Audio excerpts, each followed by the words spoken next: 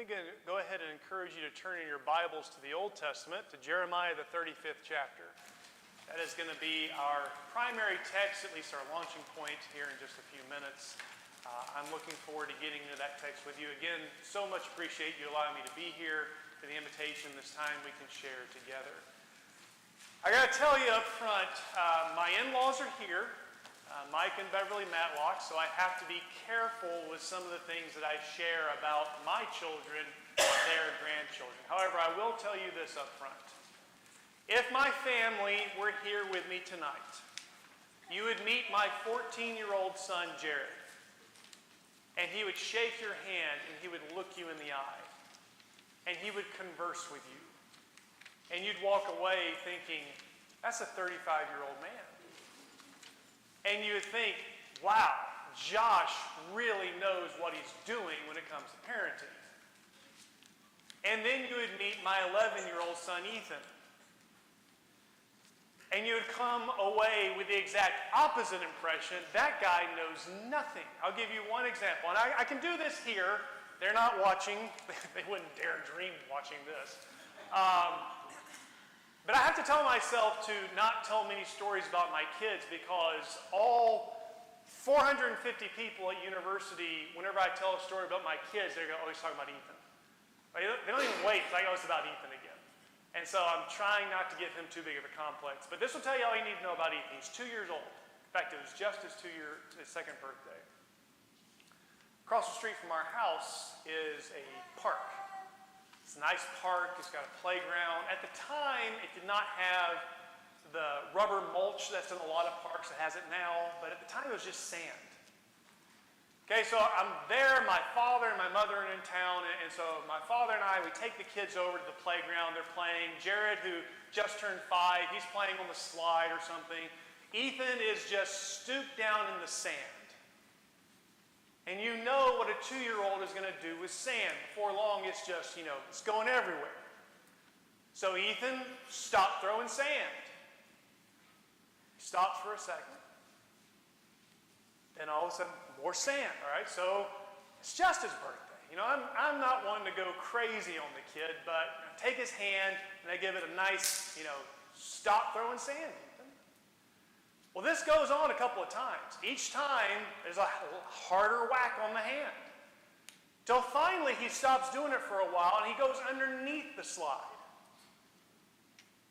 And he's stooped down, and he's just running sand through his fingers. My dad's looking at me. I'm looking at my dad. My dad's going,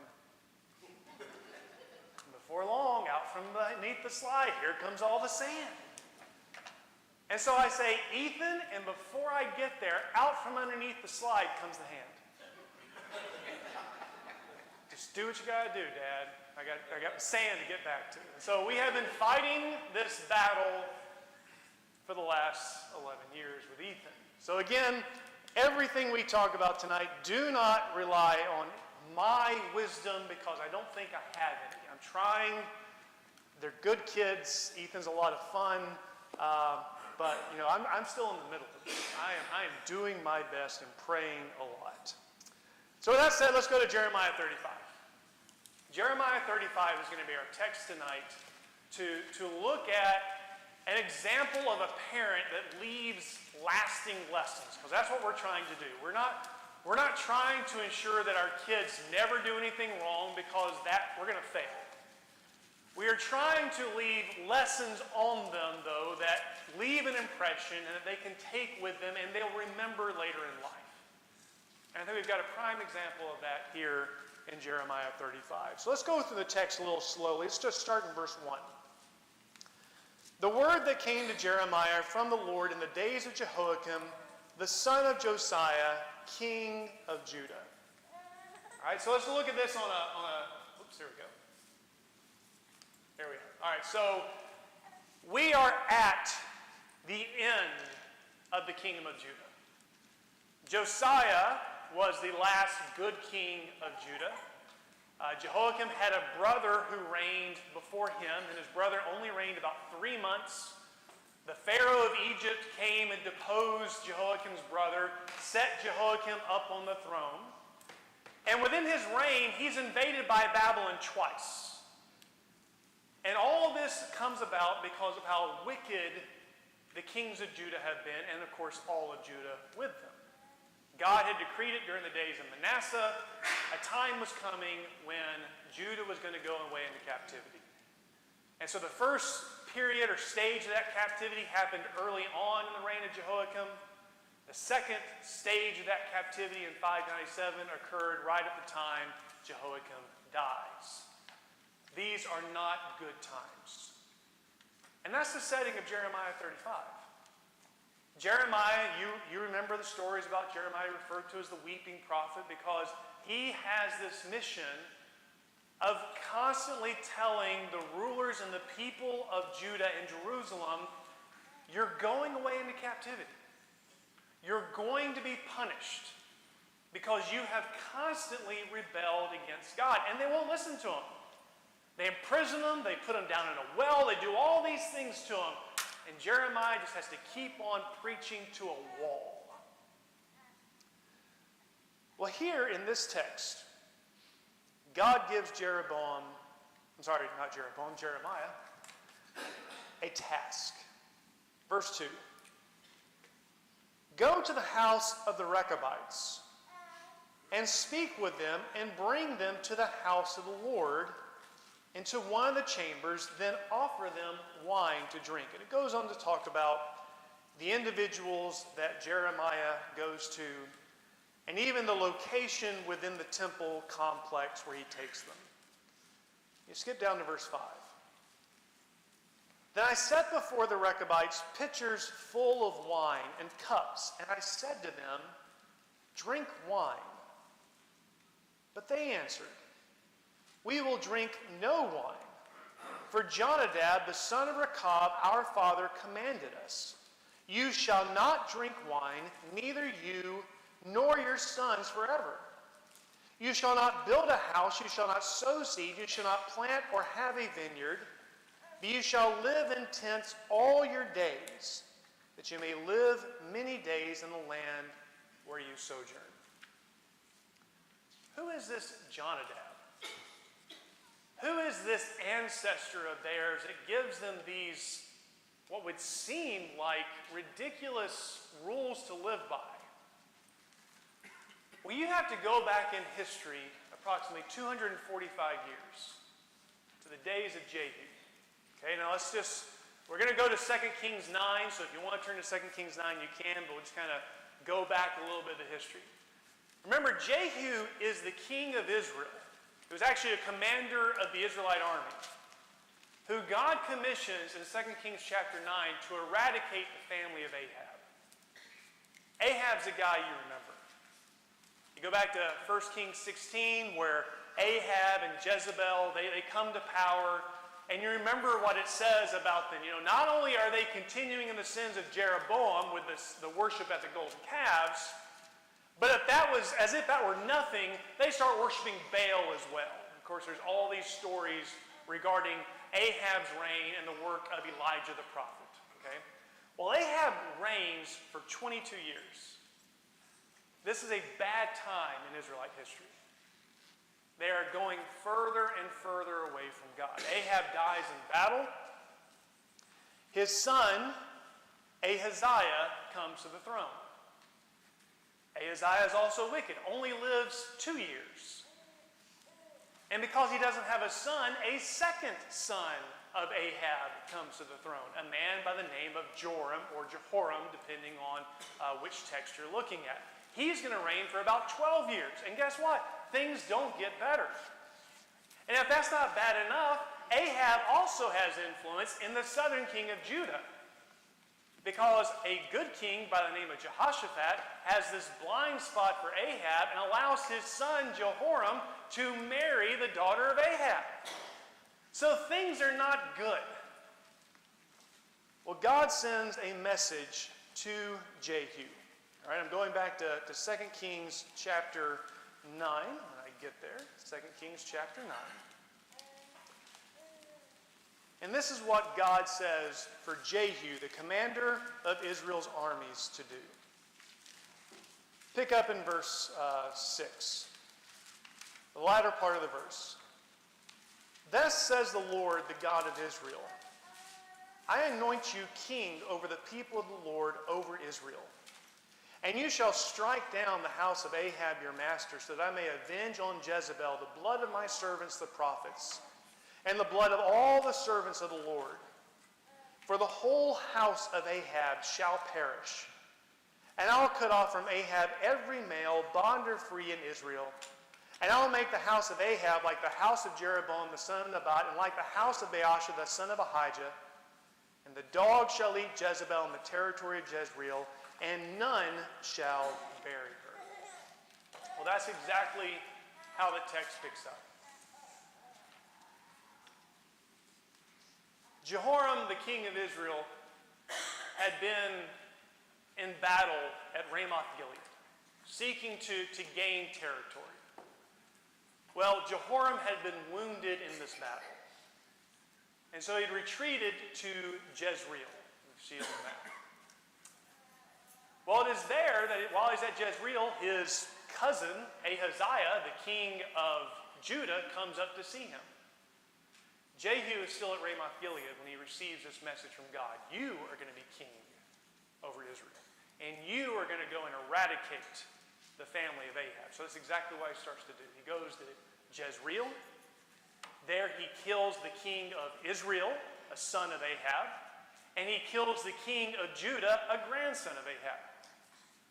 He then also sends up word to those who are in the tower with Jezebel, and she is thrown down there in Jezreel. And exactly what God had foretold about her occurred. He then sends messengers to Samaria and says, hey, I know you've got these 70 sons of Ahab there. You can choose whose side you're on. Are you going to choose one of the sons of Ahab, or are you going to side with me? And so the rulers of the city of Samaria, they said, you know what, we're going to kind of cast our lot with Jehu. So they execute the 70 sons of Ahab. There's even another occasion where 42 other relatives are found and they are killed. But it's while he's on his way to Samaria that you read this little tidbit in 2 Kings chapter 10. Go to verse 15 of 2 Kings chapter 10. And when he, that is Jehu, departed from there, he met Jehonadab, the son of Rechab, coming to meet him. And he greeted him and said to him, is your heart true to my heart as mine is to yours? And Jonadab answered, it is. Jehu said, if it is, give me your hand. So he gave him his hand, and Jehu took him up with him into the chariot. And he said, come with me, and see my zeal for the Lord. So he made him ride in his chariot.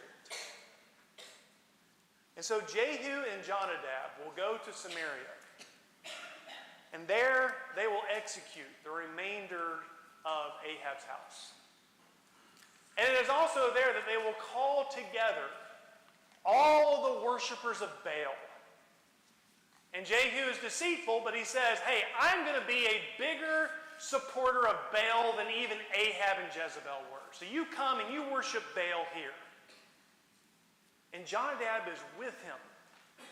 And of course, it's at that time that Jehu has 80 of his men stationed around the place where they had gathered. He makes sure that there are no worshipers of Jehovah in there. And then the worshipers and the priests and the prophets of Baal are all executed there in Samaria.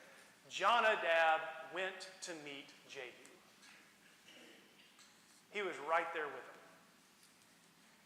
He did not have to be coerced. He did not have to be threatened. When Jehu says, is your heart with my heart, Jonadab was right there with him. That is the ancestor that had given this rule, or these sets of rules, to the Rechabites. So go again to our text in Jeremiah 35, and note what it says here, beginning in verse 8. So remember, this Jonadab has told his descendants, you're not going to drink wine. We're going to come back to the reasoning, perhaps, I think what the reasoning may be for this. You're not going to drink wine. You're not going to cultivate vineyards. You're not going to build houses. You're going to live a nomadic lifestyle. And this all happened almost 250 years before Jeremiah 35.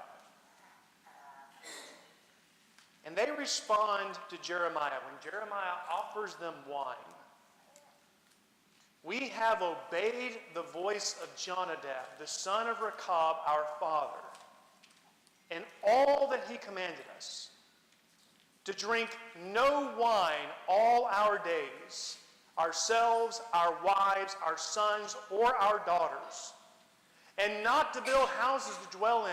We have no vineyard or field or seed, but we have lived in tents and have obeyed and done all that Jonadab, our father, commanded us. For 250 years, this man's offspring have lived the lesson that he taught them. That's impressive. And I do want to try to explore together, we'll get into the more interactive portion of the class here in just a second, why this was the case. So we're going to look at 4 things together tonight. They're pretty simple points about lessons that last. And the first one is this. You have to live the lesson. We don't know a lot about Jonadab. There's only a few verses in one chapter that tell us anything about Jonadab. But what you can gather from those few verses is, in living in a time when most of Israel has gone away from Jehovah, willingly gone away from Jehovah, Jonadab has not. It almost seems like he's been waiting for somebody to come. He's been waiting for a Jehu to come and take care of this. And when that happens, Jonadab is right there with him. And it's not as if Israel's not going to go back and worship Baal after this. They are. So Jonadab, he is the outlier. He's not like most people in Israel. I do not know anything about his personal life and how he lived, but it would make some sense that he probably also did not drink wine, did not live in a dwelling, did not cultivate vineyards. He was a nomad. And again, we'll get to why that may be here in just a little bit. What I do know is that these descendants of Jonadab could look back on their ancestor and they knew, here is a man who lived out his devotion to God. When Jehu says, "Are you with me?" Jonadab says, "I am with you." Is it guaranteed at this point that this rebellion is going to work? I don't think so. Is it guaranteed that they're going to be able to eradicate Baal? Not at all. But Jonadab says, "I am with you. I will do whatever is needed to make sure that this occurs." All right, so let's try to apply that lesson to what concerns us. There are concerns that we as parents and grandparents have for the next generation. And we know that Christ has called us to a radical way of living, if you will. Remember, what does he say to all disciples? We have to crucify ourselves, deny ourselves, take up the cross, and walk after him. This is a radical way of life. This is a new way of life. This is not like how everybody else lives. That's what we're asking our children and our grandchildren to do, to be different, to not be like the rest of the world. Well, that doesn't work if we don't live it first. All right. So let's deal with just a few broad areas where we might be able to think about this. All of us are concerned that at some point our children could depart from the faith. What's the solution? Well, the solution, the first thing we can do is that we ourselves live the faith. What does that look like? Here's where you give your expertise, because again, I'm still working this out. How is it that we, as the older generations, live the faith for the next generations?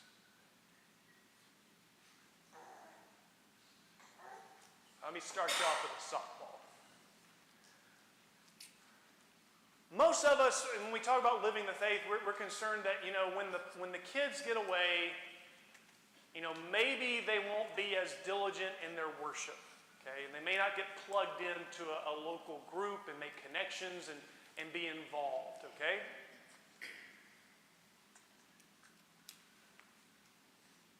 Are they going to be more or less likely to do that if I'm not very plugged in at worship?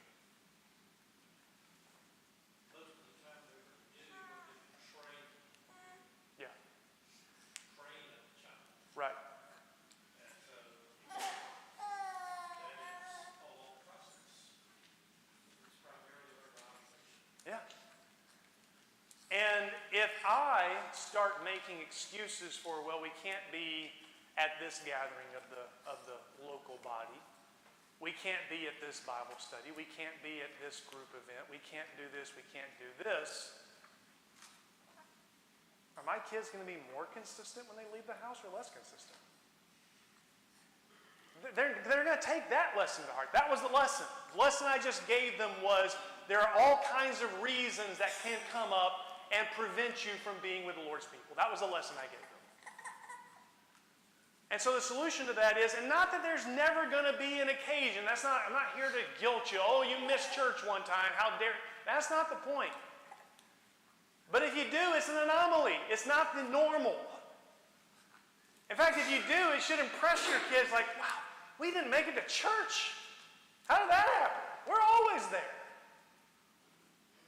Live that for them. Live that in front of them. Okay, and that's not the only thing. We want our kids to know the Bible. Well, you need to study the Bible. You need to study it with them. You need to study it for yourself. And if the only time you pray is when we pray over the food, then that's the lesson I gave the kids. You pray for the food. And that's the only time we pray. So whatever it is, we're living that in front of them. It could be a positive lesson of, hey, this is truly who I am. I am relying on God. I want to know more of His will. I am dependent on Him. And I'm showing that by being prayerful in all things. That's a positive lesson. Or the other lesson that's taken away is, well, this is just something you're supposed to do sometimes. And I'll try to get to that as best I can in my life. Now, you're letting me go into full preacher mode. So if you want more interaction, you're going to have to speak up here. How you act in the group and how you act with probably consistent. It's like whether you act different in the group, like notice, or whether you act different if you're alone with them. Yeah. Could you give, I'm not asking for a personal example, but could you expound on that a little bit? They see how you act with others as opposed to how you act when you're alone. Probably have to go back to your son Ethan if your father had been there, probably pull him out from under the slide,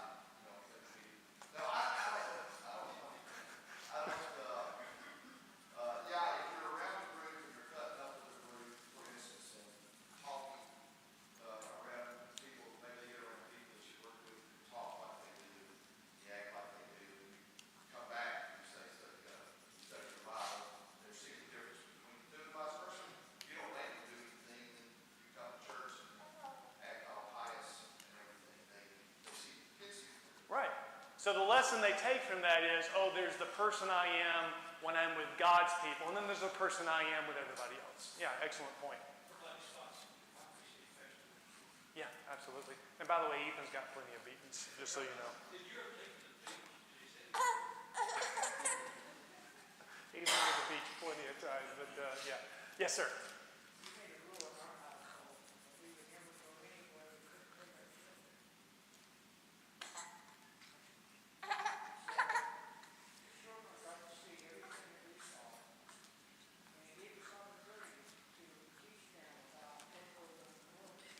Yeah.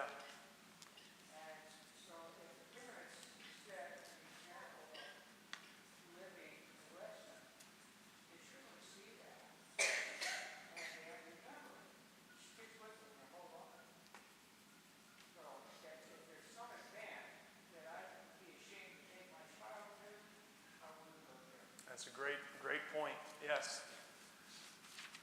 Of course, one of the things, we've kind of, it's easy to skew to the negative here, but there's also the positive parts, okay?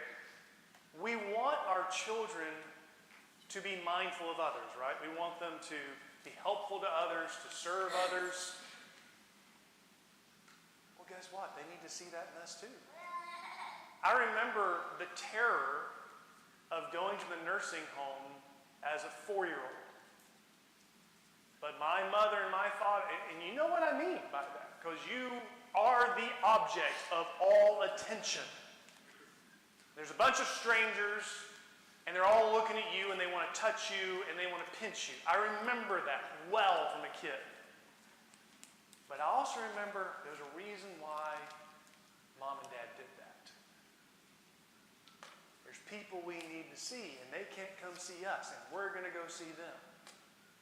So that's a positive lesson. It may have been frightening at the time, but it's still a positive lesson that leaves an impression. Okay? So that's what we're looking at. We've got to live these lessons. All right? We don't want our kids to be worldly. We don't want them to be like the rest of the world. And we can look at different areas of that. So, of course, what I need to do is stop being worldly. Okay? Raise your hand. Is your kid on their phone too much? I'm the only one? What? Thank you, Matt. Appreciate that. Okay. That's one of the things we're constantly on our kids about. Get off your devices. Get off your, quit playing video games. Or we're sitting at dinner and I get a text message and guess what I'm doing? Oh, man. I don't know what that's about. I've just set a lesson. This device that I have in my pocket, it can take my attention anytime I want it to. Okay? We're going to talk about some of the things that I never would have expected to be an issue here in a little bit. But I think one of the things, too, is just, we see all the nonsense, particularly with younger generations, because we're older and it's all nonsense to us. Okay? So, never been on TikTok, never going to be on TikTok, don't know what it's about. But I get these little things sent to me. Oh, did you see this TikTok? Well, no, I did not. Did you see this on Instagram? No, I did not. And I think that is ridiculous. That deserves no attention whatsoever. Well, are there some things that we pay a lot of attention that don't deserve nearly the attention we're giving them? I dare say there is. If you're a news junkie, I'm not saying you shouldn't be informed, but you don't need to go to bed with Fox News on at night and wake up with it on in the morning. Because you're giving that too much attention. And so that's not what my kids are listening to or watching, but they could see me and they say, oh, well, he's really interested in this stuff. I'm really interested in this stuff. It's fine. No, I need to set a better pattern. I need to set a better example there. I don't want my kids to base their life on the things they have. So guess what? I need to make sure my life is not about the accumulation of different things that I want. I want my kids to have conversations that have meaning. That express interest in other people and concern for what people are going through. But guess what? They come in our foyer every Sunday morning, just like they come in your foyer every Sunday morning. And what are we talking about? Football, you know it. We're all talking about football. All right, lesson learned. That's what's important. How bad did Alabama play? How little hope does Auburn have? None, but that's fine. That's the lessons we're giving them. That's what we're living in front of them. The descendants of Jonadab will look back on that ancestor and say, that guy was different. That guy, he was all about the Lord. And he risked his neck for it.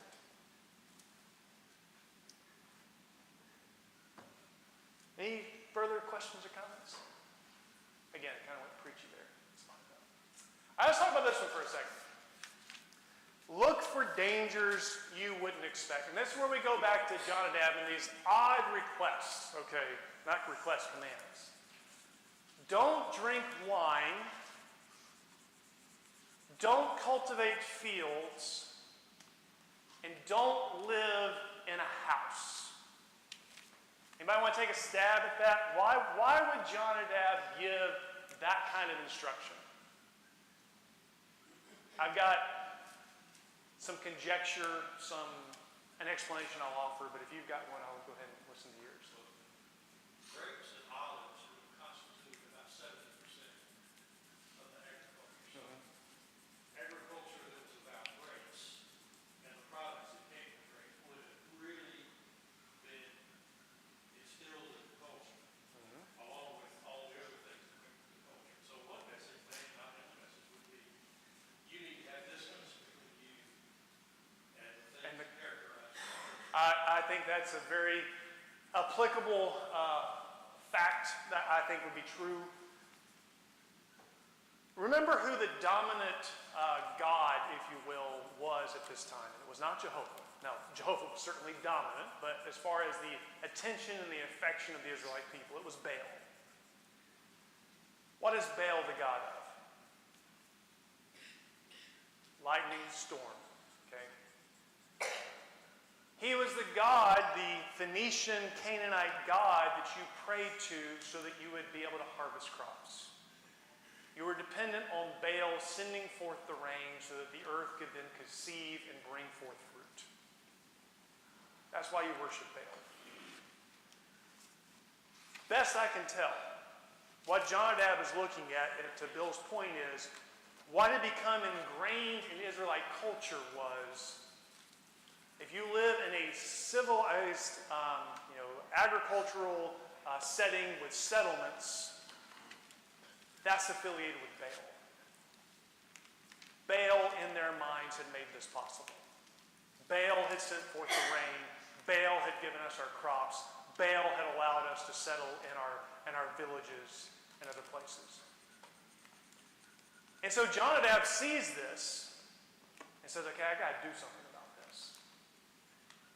This is going to be a problem for my descendants. If they stay in these towns where there's cultivated crops, they're going to turn away from Jehovah God and they're going to worship Baal. We're going to go back to how the Israelites lived in the wilderness. That's what he's doing. We're going back to a nomadic existence. We'll have our herds. We're not going to live in houses. We're not going to cultivate crops. We're going to go counterculture. I don't know there's a whole lot of people that were looking and seeing that danger, but Jonadab saw it.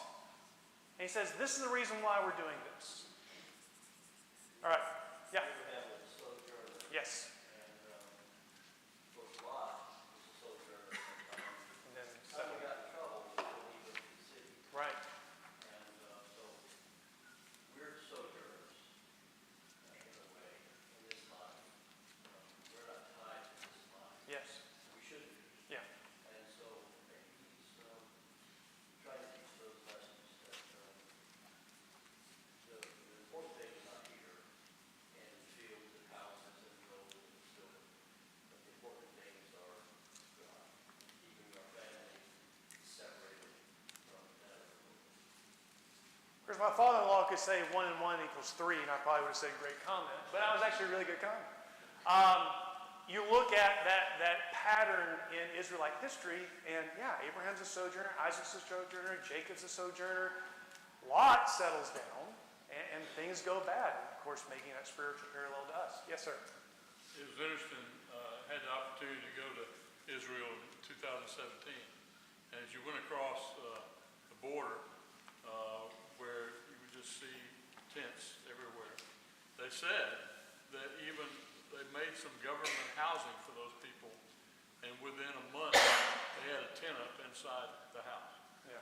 It was just so ingrained in them, as we were talking about. So I want to think about this point, and I'm going to ask you to participate with me. I'm going to need some volunteers to share, but we're going to do this by a demographic difference. Now I'm talking to people who are over 60. I want to hear from you as you were raising your children. What were the things you were concerned about? What were the dangers you were trying to guard your children from? Who they hung out with? All right, who they hung out with, friend group, okay? Yes, sir.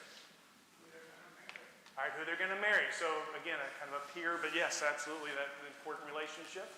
Who they're going to hang out with, who they're going to marry. Your actions, you're going to live with whatever actions. Okay, so consequences of your actions. Yeah, good point. Anybody? Okay, what they spend their time doing. Talking on the phone with me was fine. But there's the Bible, or spend it in front of the TV or whatever that. Yeah. Okay, Phones is it. for sure. Anybody else over the age of 60? All right, Looking like the world, looking like the world. as far as dressing like the world, talking like the world, being like the world. Okay. All right, now I'm still talking to those who are over 60. And I want you to raise your hand. It can be anybody.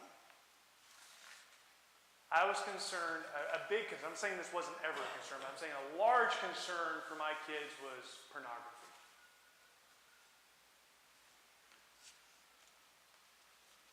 Wasn't.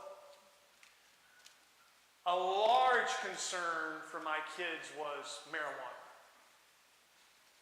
Now, if I said alcohol, probably a lot of you would say yes, but marijuana is still somewhat on the fringe. That's not a huge concern, okay? Parents under the age of 60, what are the concerns you have for your kids? Internet. Define that at all, or just internet in general? I think everyone knows. Okay. Okay, sure. Social trends, wokeness, yeah. What else? I think for my kids, so when my kids were very young, we still did, fortunately, you know, the internet, iPhones, we're just not as prevalent as they are now. Now, it didn't take long before they got there. Fortunately, we had a few years where it wasn't just everything. But my concern for my kids, when we talk about phones and attention, is simply because they have spent so much time either on their phones or the internet or whatever, not just the time that they lost, but their inability to think and reason. And if Christianity is nothing, it is a thinking religion. Yeah. And when you have an entire generation that cannot think past 140 characters, we're going to have problems. Yeah. They literally cannot think through issues, Yeah. and that is concerning. I'm gonna go off on Matt's point here in just a second, but all we can all see that there are some dangers have been timeless, okay? Friend groups, who you're going to marry, that's been a concern for parents always. But there are other concerns that, okay, you probably had a concern for your kid driving. Okay, we all have that. But that was maybe a concern that your parents didn't have, because my kids are never going to have a car, because if we have a car, that's something. We're really something in the neighborhood. You know, it's not, but now everybody is. So everybody's concerned about driving. Now, if you're a parent, you're very concerned about the internet. And if you're a parent of a boy in particular, you're very concerned about internet pornography. But again, that's something that previous generations, no, that's not a huge concern. So those concerns change. And what that means for us as parents is that we have to be aware of how the world is changing too. To Matt's point, I'll give you two examples from my kids. Last year, as Jared was finishing up middle school, I would typically pick him up, and because middle school in Tampa didn't get out till 4:30, so I'd leave work, pick him up, we'd get home, we'd eat dinner. And we're driving home from school, and he asked me this question, and I don't remember what the question was, it was kind of ridiculous, but it was about Russia and Ukraine. Like, again, my 35-year-old, 14-year-old was asking about geopolitics, but it was something really off the wall, though, and I said, where did you hear that? I got it from a meme. And he proceeded to say, and this is the line I'll never forget, I get all my news from memes. So you take Matt's point about getting things in 140 characters. Well, how about if you shave off 120 characters? And now you got 20. And that just kind of floored me. And that really started to concern me because, well, there's a couple problems here. One, we're distilling truth into ever smaller and smaller and smaller packages. And most memes are mean-spirited. They're meant to offend. That's not how I want my son to process the world. That's not it at all. 5-minute news story is not how I want my son to process the world. There are things far too complex to distill it into these small, small packages, and the packages keep getting smaller. So what that means and how I have to deal with that is, okay, son, you want to talk about something? Let's talk about it. And not in a 20-second soundbite. We're going to have to talk about this. My younger son, again, 35-year-old, 14-year-old, I've got a 3.5-year-old and 11-year-old. Okay, so he's not mature. And I know why. At least I know one of the reasons why. He's watching a YouTube video. YouTube's great. I mean, if you call YouTube a social media, that's the one social media I'll use because I can find stuff on YouTube about everything. If I'm not a fix-it guy, I'm not mechanically inclined, but I can find somebody on YouTube who's done it. And I can watch and I can probably figure something out. So YouTube's great. That's not how my son uses YouTube. He watches people that probably don't live in their parents' basement just because they're making so much money off of YouTube, but if they weren't making money off of YouTube, they'd never leave home because that's their maturity level. And he's just consuming this. And I look at this and say, what are you watching? He proceeds to tell me. And so the solution there is, okay, no more YouTube. You can't handle this. This is not for you. You are staying a child. And this is one of the things contributing to that. Never thought, oh, this is what I'm going to have to deal with grown adults encouraging my child to remain a child. That's essentially what's been going on. I didn't know that was going to be a danger I had to face.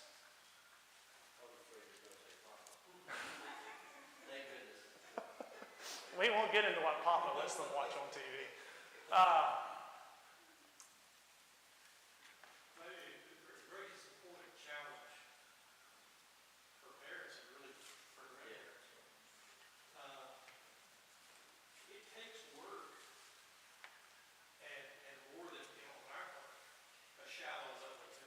Yes. To know what's going on in the world as it presents itself today. And I think it's very easy for me because I'm getting old and tired and lazy, to not stay up with what those challenges are, Right. how they present themselves, and what they need. And I think it's a big challenge for parents. You have to invest time, and effort, and energy, and depth Yes. into these things and know what they're about and know what's going on and not just, I agree with YouTube great, but I don't want YouTube raising my kids. Right. So, and that to me is what we have to do. I don't spend my time trying to read up on every trend that's out there. I just try to spend some time with my kids. And I do not subscribe to the I'm my kid's best friend mentality. I'm their parent. I'm not their best friend. However, I do try to be involved in their lives. And that means I have to do things that I don't want to do. I never wanted to play a game of Pokemon in my life. I have played a lot of games of Pokemon in my life because that's what the 11-year-old likes to do. But we get to talk, and I get to find out, okay, what are you thinking? What are you doing? I ran this morning. I hate running. But I did it because my 14-year-old wants to do this crazy 9-mile obstacle course in December. So I have to do that so we can do that together. But as we're doing this together, I'm getting to find out what's in his life and what's important in his life. So that's where being the parent is so draining. Because you've got your life, you've got things going on in your life, and yet you are having to give this kind of time and attention to make sure that you're still plugged into their lives. You, sir, and then Matt. Yeah, I'm not sure how a lot this fits in, but God told the Israelites when they were coming into the promised land, I'm going to give you vineyards and I'm going to give you mountains. And even Jeremiah was talking about Father's land.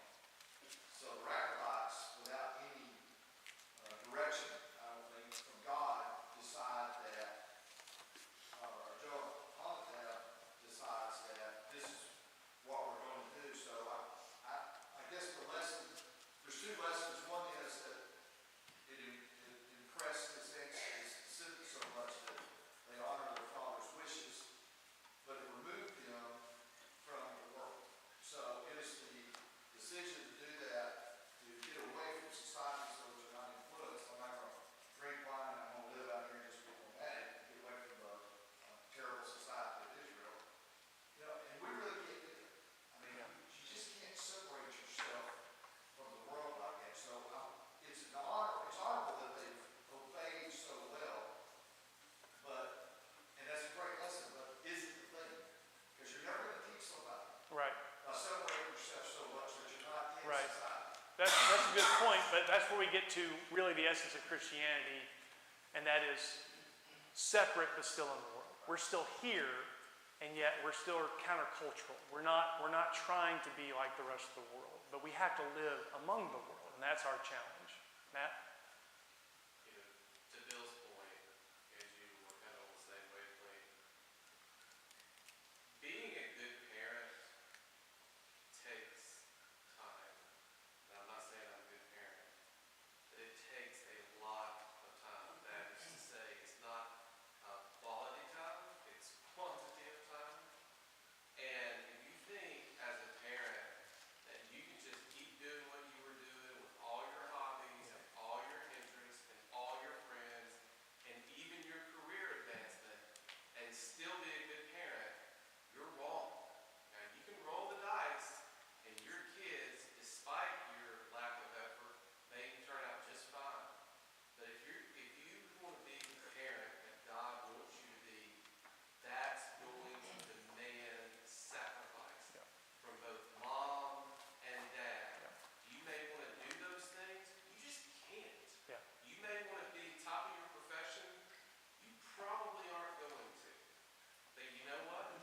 After 20 years, Lord willing, and by His grace, you've got kids that you're proud of. It's going to be worth it. Yeah. It's going to be worth it. And with that time, they know that you love them. And what you want them to do is love you enough that they'll come talk to you when you have a question. Right. Like Janet, when she was little, she came to me and she said, Daddy, do I need a boyfriend? And I said, oh, no, Jen, you don't need a boyfriend. I want you to stay a little girl for as long as you can. She said, oh, good. Because I didn't really, all my friends have boyfriends. And I didn't really want one. I said, that's great. You're doing just great. That's when you said, 15 years in the future, this nice young man named Josh will come calling. But she came and talked to me. Yeah, and that's again, I'm not trying to be my kid's best friend. I'm trying to stay there though. And that's the point. All right, very quickly, cause the temperature in here is at least 80 degrees and I'm dying. It's probably only 73, but show the value. Let's go, one thing that's said here in verse 7, okay? When Jonadab had given these instructions to his descendants, and he said at the end of verse 7, that you may live many days in the land where you sojourn. And I think what you can see there is Jonadab knew what was coming. Okay? He knew where Israel was. He knew what Israel was doing. He knew how far they'd gone away from God. Well, God had given pretty explicit warnings about what was going to happen when that occurred. Go to read passages like Leviticus 26, Deuteronomy 28, and God says, here are all the curses that are going to come about. And by the way, one of those curses, I believe it's Deuteronomy 28, verse 52, they're going to surround and they're going to keep you hostage in your cities. And you're going to eat your offspring. Jonadab may very well have seen what was coming and said, all right, if you'll follow these instructions, that's not going to happen to you. And to the credit, remember Jonadab's up in Israel, northern kingdom. Well, that kingdom had been taken away into captivity in 720. It's now 597-ish, so another 100 plus years have gone on, and the Rechabites are still living in the land. They've had to go to Jerusalem because of Nebuchadnezzar's invasion, but up to this point, they've remained in the land. They did not get taken captive with the rest of Israel. There was value. That's where the discussions that we have to have with our kids have to come back to. There's value. I fully subscribe to there are times when you tell your kids, do this because I said it. Okay? Because you get tired, you don't have time to go through the explanation every time. Just do it because I told you to. I fully subscribe to that. But that cannot be the only thing that's ever said. If you're giving your kids instructions, if you're telling your daughter, here's how you dress, you're going to have to tell her, here's why. If you're telling your son, here's how you talk with your friends. Here's why I want you to stay away from alcohol. Okay, you're going to have to tell them why. And there's got to be more to it than just, well, the Bible said don't do it, and I say don't do it. No, there's got to be reasons. Some of that you can look and you can tell them, look, there's blessings from following these instructions. There are things that will happen in your life that are for your good. And sometimes you're just going to have to tell them, here's the mistakes I made. Let me tell you, that's a humbling conversation. Sit down with your son and tell him, here's mistakes I made. Here's the consequences that came from those mistakes. And I don't want you to make the same ones. You have to show value. And I think Jonadab did that for his kids. The last point's going to be really quick, so if you have something you want to share there, go right ahead.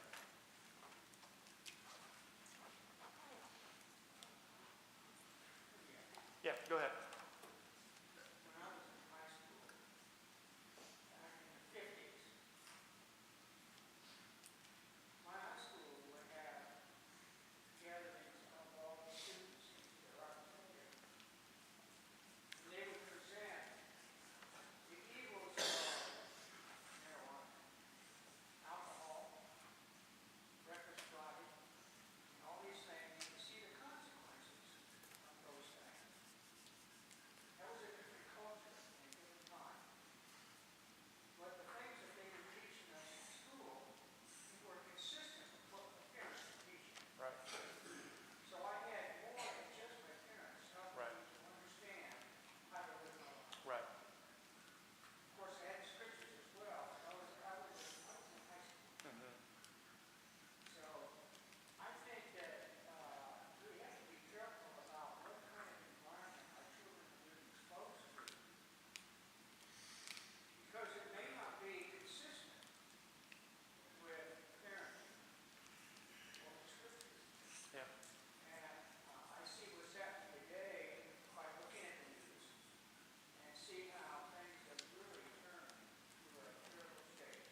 Well, School. yeah, and I'll share with you what I have to do in my generation and the way that I look at this. Because I approach it probably very different than your parents and even you as a parent did. I go under the assumption the rest of the world does not hold my values.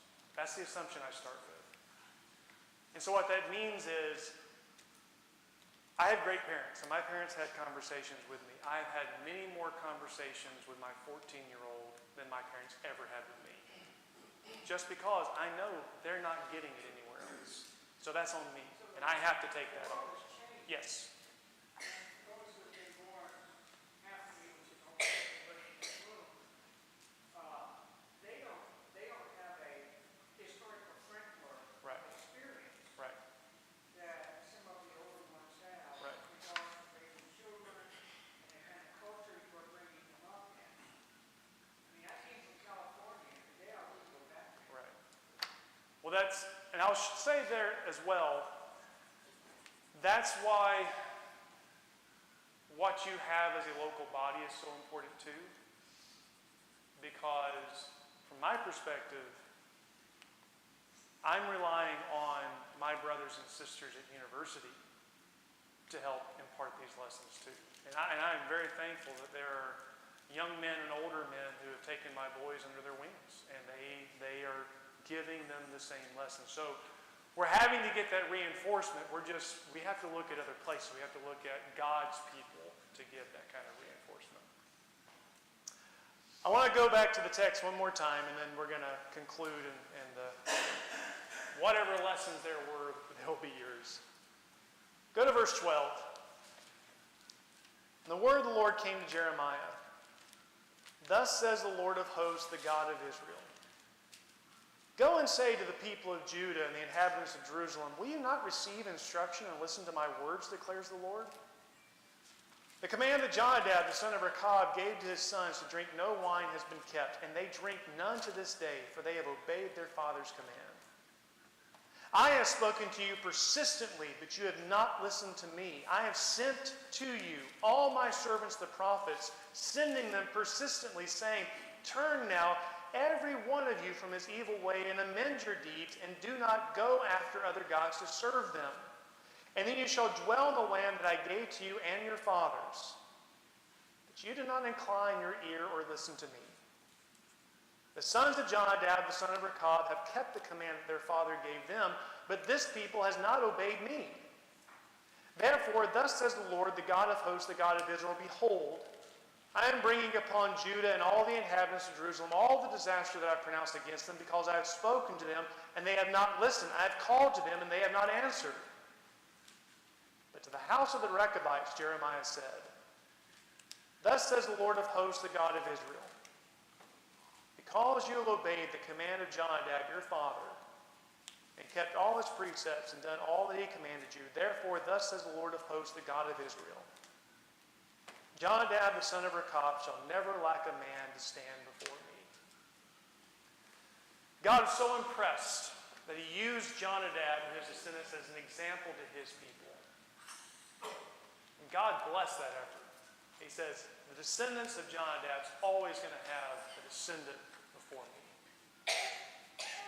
All things we talked about tonight, and all the comments you get from every parent in here, there's still, as best we are doing, what every parent in here and what every grandparent in here should be doing, if they're not already, is we're going to God at night and we're asking that our efforts are blessed. I know how bad the world is. But I still believe my God's greater than that. So I don't spend my days just consumed with, oh no, this is what's going to happen to my kids. That's not a way to live. I have to entrust that the efforts we're making and the examples we're trying to lead before our kids, God's going to be the one to bless that. And God's going to ultimately see them through. And that's certainly my prayer for your kids as well.